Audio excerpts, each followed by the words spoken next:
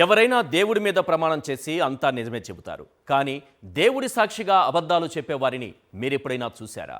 దీని గురించి పెద్దగా ఆలోచించాల్సిన అవసరం లేదు. చంద్రబాబును చూపిస్తే సరిపోతుంది.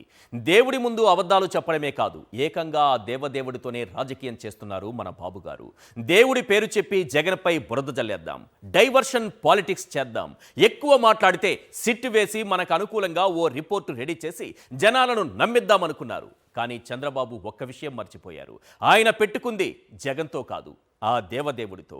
అంత ఈజీగా దీని నుంచి బయటపడలేరు. అందుకే ధర్మాన్ని, న్యాయాన్ని, సత్యాన్ని కాపాడే బాధ్యత సుప్రీంకోర్టు తీసుకుంది. బాబు ఏర్పాటు చేసిన సిట్ను షట్డౌన్ చేసి ఆ స్థానంలో స్వతంత్ర సిట్ ఏర్పాటుకు ఆదేశాలిచ్చింది. ఇంతకీ సుప్రీం ఆదేశాలతో బాబు ప్లాన్ మొత్తం రివర్స్ అయిందా? సిబిఐ విచారణ చంద్రబాబు నుంచే మొదలవుతుందా?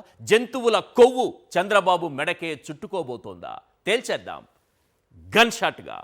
ఇక సెకండ్ టాపిక్, కొవ్వెక్కడుంది? ఇప్పుడు ఇదే ప్రశ్న కోటాను కోట్ల భక్తుల నుంచి వినిపిస్తోంది. ఎన్డీడీబీ ల్యాబ్ రిపోర్టుల్లో ఉందా? చంద్రబాబుకు టీటీడీ ఈవో ఇచ్చిన నివేదికలో ఉందా? ఏఆర్ డైరీకి టీటీడీ ఇచ్చిన షోకాజులో ఉందా?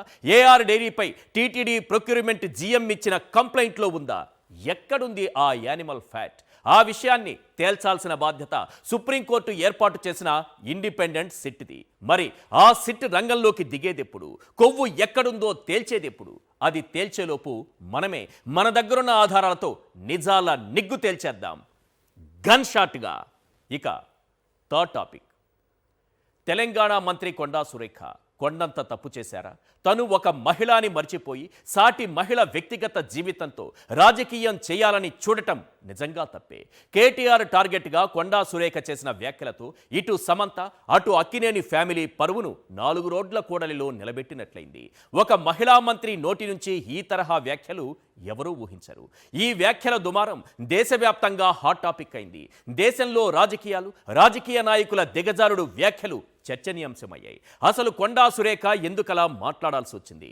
ఆమె టార్గెట్ కేటీఆరా, అక్కినేని ఫ్యామిలీనా, సినిమా వాళ్ళంటే ఎందుకంత చులకన? మరి కొండా సురేఖపై దారుణమైన ట్రోలింగ్ జరిగింది కదా, దాని సంగతేంటి? తేల్చేద్దాం గన్ షాట్గా.